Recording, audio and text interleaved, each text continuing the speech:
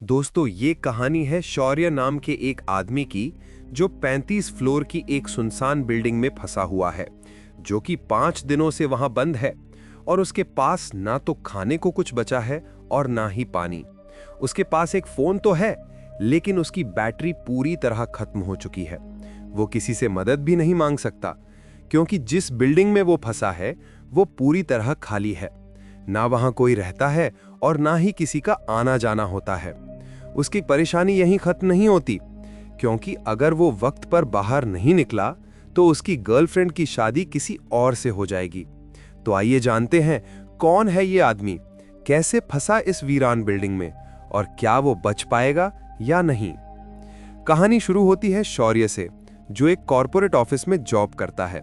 वहीं काम करने वाली एक नूरी नाम की लड़की से उसे प्यार हो जाता है, लेकिन नूरी शौर्य को बिल्कुल भाव नहीं देती।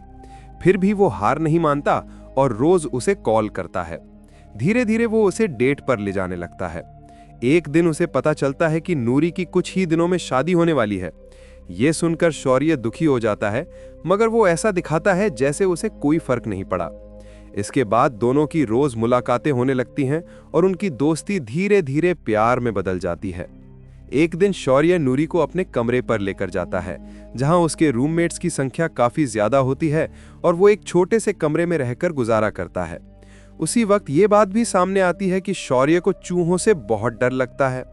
ये उस दौरान की बात है जब शौर्य अपना क्वालिटी टाइम नूरी के साथ बिता रहा होता है। तभी नूरी उसे बताती है कि 2 दिन बाद उसकी शादी है, इसलिए उसे अब जाना होगा। लेकिन शौर्य उसे रोकते हुए कहता है, रुक जाओ नूरी, मुझसे शादी कर लो, मैं तुम्हें बहुत खुश रखूंगा, तुम्हारे लिए एक नया घर भी खरीदूंगा। काफी मनाने के बाद आखिरकार नूरी मान जाती है। अगले ही दिन शौर्य मुंबई जैसी महंगी सिटी में सिर्फ 15,000 के बजट में फ्लैट देखने निकलता है। लेकिन मुंबई में इतनी कम रकम में फ्लैट मिलना नामुमकिन है। वो जगह जगह भटकता है, लेकिन हर जगह से उसे रिजेक्शन ही मिलता है। पर उसे फ्लैट उसी दिन चाहिए था और अब वो मायूस होकर वापस लौट रहा होता है। तभी एक अजनबी उसके पास आता है और कहता है, मैं तुम्हें 15,000 में फ्लैट दिला सकता हूं। यह सुनकर शौर्य उसके साथ चल पड़ता है। वो आदमी उसे एक सुनसान बिल्डिंग के पास लाता है जिसका नाम होता है स्वर्ग। बिल्डिंग में एक वॉचमैन होता है जो ठीक से सुन नहीं सकता। वहां का कोई भी फ्लैट अभी तक बिका नहीं होता, क्योंकि उस बिल्डिंग से जुड़ी कुछ लीगल समस्याएं होती हैं। फिर भी वो आदमी शौर्य को भरोसा दिलाता है कि कोई परेशानी नहीं होगी। वो उसे तीसरी मंजिल पर एक फ्लैट दिखाता है जिसमें टीवी, एसी, फ्रिज जैसी हर सुविधा होती है। मुंबई जैसी जगह में इतने कम पैसों में ऐसा फ्लैट मिलना शौर्य के लिए किसी सपने से कम नहीं होता। वो तुरंत पैसे चुका देता है और अपने पुराने रूम पर सामान लेने चला जाता है। वहां वो अपने रूममेट से कहता है कि वो घर किसी जरूरी काम से जा रहा है, लेकिन उसकी बात का कोई जवाब नहीं मिलता। उसे महसूस होता है कि उसके होने या ना होने से किसी को कोई फर्क नहीं पड़ता। रात को वो अपने नए फ्लैट में पहुंच जाता है और वॉचमैन को बताए बिना ही ऊपर चला जाता है, जो आगे जाकर उसकी मुश्किलों की वजह बनने वाला होता है। खैर, अब वो फ्लैट में सोने की तैयारी करता है, एसी ऑन करता है और मोबाइल चार्ज में लगाकर सो जाता है, लेकिन उसका चार्जर ठीक से लगा नहीं होता।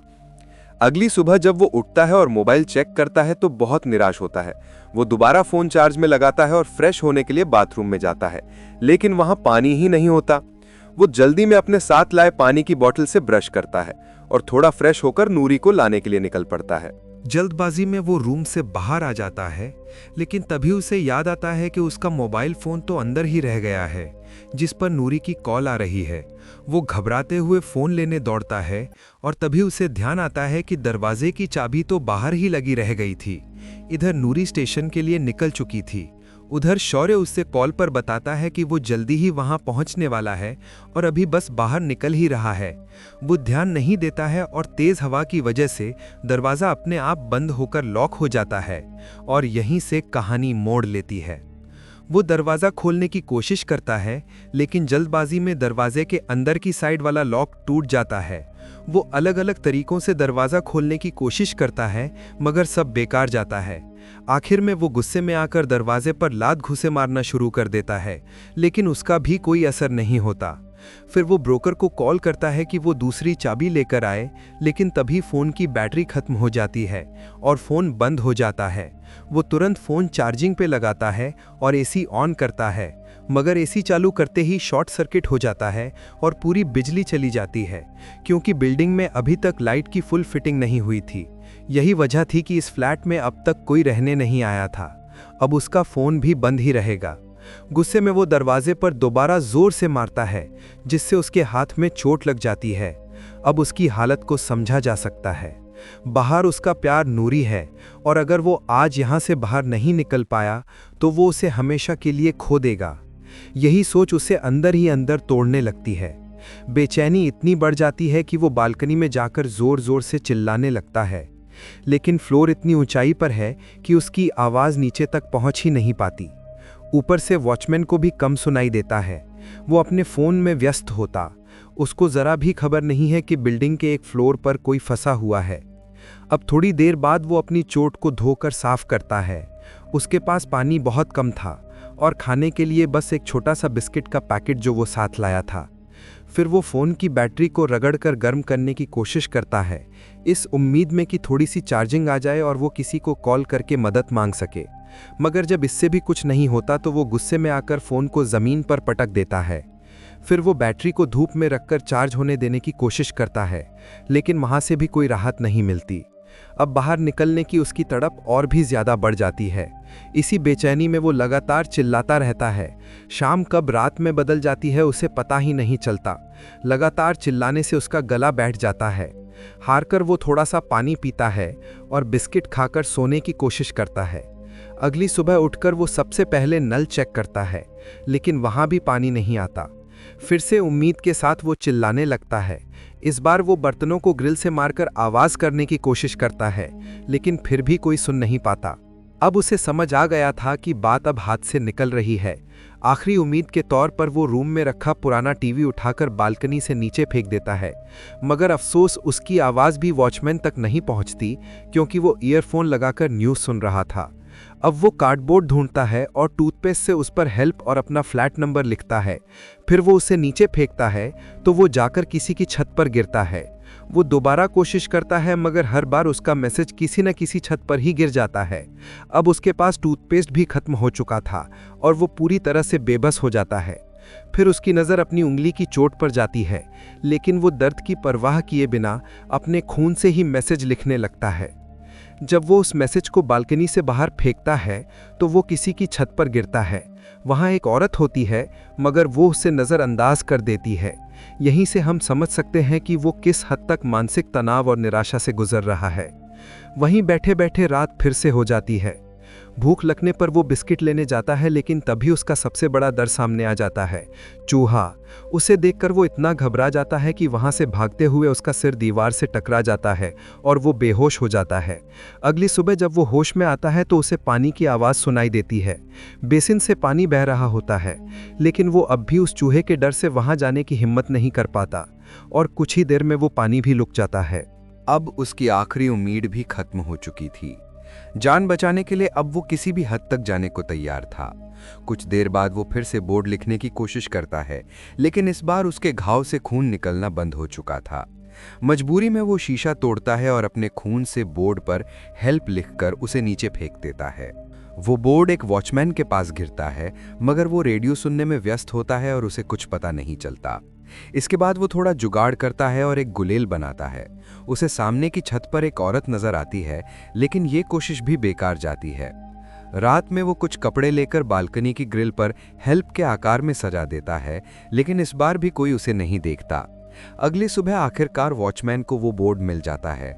वो उसे पढ़ता है, लेकिन किस्मत फिर धोखा देती है। उसे अंग्रेजी पढ़नी नहीं आती। वो गुलेल से फिर कोशिश करने वाला होता है, लेकिन इस बार उसे ज़रूरत नहीं पड़ती, क्योंकि उस लड़की ने बोर्ड देख लिया था। उसके बाद वो बोर्ड लेकर वॉचमैन के पास जाती है, लेकिन जैसे ही उसे दिखाती है, वॉचमैन कहता है कि पिछले 2 सालों से यहाँ कोई नहीं आया। ये सुनकर उसे थोड़ा शक होता है और वो खुद ही ऊपर जाने का फैसला करती है, लेकिन ऊपर की सीढ़ियों पर घना अंधेरा होता है, इसलिए ज्यादा दिलचस्पी न लेते हुए वो लौटने लगती है और रास्ते में कार्डबोर्ड को कूड़े में फेंक देती है। शौर्य जो दूर से ये सब देख रहा था, लड़की को रोड क्रॉस करते हुए पहचान लेता है। उसका प्लान अब पूरी तरह फेल हो चुका था। गुस्से में वो अपने कपड़ों में आग लगा देता है। उसे लगता है शायद ये तरीका असर करेगा। वो सोफे और गद्दों में भी आग लगा देता है, लेकिन आग बेकाबू हो जाती है। उसे एहसास होता है कि अगर ये ऐसे ही चलता रहा तो फ्लैट भी जल जाएगा, इसलिए जैसे तैसे आग बुझा देता है। अगली सुबह उसकी आंख खुलती है तो भूख के मारे बेहाल होता है। उसे लगता है कि उसके सामने उसकी फेवरेट पाव भाजी रखी है। अब हम देखते हैं कि वो धीरे धीरे हेलुसिनेट करने लगा है। उसे कॉकरोच में पाव भाजी दिखाई देती है और सामने नूरी बैठी नजर आती है, जबकि असलियत में वहां एक कॉकरोच पड़ा होता है। वो खाने के लिए बिस्किट लेने जाता है, लेकिन वहां पहुंचकर देखता है कि एक चूहा पूरा बिस्किट खा चुका है। डर के कारण वो बाथरूम में ही सो जाता है। अगली सुबह उसके प्यास से हालत खराब हो जाती है, लेकिन पानी की बोतल भी अब खाली होती है। अब अगर उसे खाना या पानी नहीं मिलता तो वो वहीं तड़पकर मर सकता है। मजबूरी में उसे खुद का यूरिन पीना पड़ता है। यूरिन पीते ही उसे उल्टी आती है और वो बाथरूम में गिर पड़ता है। उसे पास में ही एक कॉकरोच दिखाई देता है, लेकिन कुछ ही देर में वो गायब हो जाता है। वो जैसे तैसे हिम्मत करके उठता है और तभी बारिश शुरू हो जाती है। उसे फाइनली पीने के लिए पानी मिल जाता है। वो सारे बर्तन पानी से भर लेता है और खुद भी नहा लेता है। अगले सुबह एक कबूतर उसकी बालकनी में आ बैठता है और वो उसे मार देता है। अब उसे काटना पड़ता है, लेकिन वो शुद्ध शाकाहारी होता है। मजबूरी में वो टेबल फैन की मदद से कबूतर को काटता है और रात में उसे भून लेता है। मगर खाने से पहले ही उसकी नज़र फिर से उसी चूहे पर पड़ती है। इस बार वो उसके पीछे दौड़ता है जैसे कोई बिल्ली दौड़े और उसे पकड़ लेता है। जब उसे समझ आता है कि ये चूहा कोई नुकसान नहीं करता, तो वो उसे अपना दोस्त बना लेता है। जो मीट वो खाने वाला था उसका थोड़ा हिस्सा चूहे को भी दे देता है और फिर दोनों रात भर एक दूसरे से बातें करते हैं। अगले सुबह वो मिरर के जरिए देखता है कि नीचे करीब 5 मंजिल नीचे एक ऐसी बालकनी है जहां ग्रिल नहीं लगी हुई है। अब उसे समझ आ जाता है कि दरवाजा तो खुलने से रहा और ऊपर से पानी भी लगभग खत्म होने वाला है। ऐसे में उसे एक ही रास्ता सूझता है, ग्रिल को काटना। उसके पास ग्रिल काटने के लिए कोई औजार नहीं होता, लेकिन अब उसे रिस्क लेना ही पड़ेगा। अपनी ऊर्जा बनाए रखने के लिए वो वहां पड़े कॉकरोच या कभी कभी चूहे को खाने पर मजबूर हो जाता है, क्योंकि अब बात उसकी जिंदगी की थी। उसे अपनी पुरानी जिंदगी याद आती है कि कैसे वो लोकल ट्रेन में घूमा करता था। पहले जो जिंदगी उसे बोरिंग लगती थी, अब वही उसे सबसे ज्यादा कीमती लगने लगी थी। कुछ ही दिनों में उसकी पूरी सोच बदल गई थी। अब वो उस सामान्य जिंदगी को पाने के लिए तरस रहा था। यही उम्मीद उसे हर दिन कोशिश करने की हिम्मत देती है। धीरे धीरे वो ग्रिल पर हल्की सी कटाई कर पाता है, लेकिन अब पानी पूरी तरह खत्म हो चुका था। हालत फिर से बिगड़ने लगी थी। वो अपने दोस्त बन चुके चूहे को भी आजाद कर देता है। प्यास के मारे वो गंदा पानी पी लेता है, जिससे उसे उल्टी हो जाती है। तभी उसकी नजर उसी मरे हुए कॉकरोच पर पड़ती है, जिसे देखकर उसे लगने लगता है कि वो भी ऐसे ही मरा पड़ा होगा अगर यहां से नहीं निकला। लेकिन उसके अंदर की आखिरी हिम्मत अब भी बाकी थी। उसे यकीन था कि वो यहां से जरूर निकलेगा। अगली सुबह वो जूते पहनकर पूरी तरह तैयार हो जाता है। अब ग्रिल काटना पर्याप्त नहीं रह गया था, इसलिए वो बिना रुके अपने पैरों से उसे लात मारता है। कई बार की कोशिश के बाद ग्रिल टूट जाती है, लेकिन मुसीबत अभी खत्म नहीं हुई थी। अब उसे 5 मंजिल नीचे लटक कर जाना था। वो सावधानी से उस बालकनी तक पहुंचने की कोशिश करता है जहां ग्रिल नहीं थी। रास्ता बहुत ही संकरा था, इतना कि सांसों को भी काबू में रखना जरूरी था। अगर एक कदम भी गलत पड़ा तो वो सीधा नीचे गिर सकता था। वो अपनी बेल्ट को ऊपर की ग्रिल से बांध लेता है और उसी की मदद से अपने पैरों को नीचे की बालकनी तक पहुंचाता है। अब उसे धीरे धीरे घूमते हुए वहां कदम रखना था, जो बेहद मुश्किल था, लेकिन शांत दिमाग और आत्मविश्वास से वो ये भी कर लेता है और आखिरकार वो उस बालकनी तक पहुंच जाता है। लेकिन इस फ्लोर पर ग्रिल की जगह एक बड़ा कांच लगा था, जिसे अब उसे तोड़ना था। वो जैसे तैसे हिम्मत जुटाकर जोर से लात मारता है और कांच का दरवाजा गिरा देता है।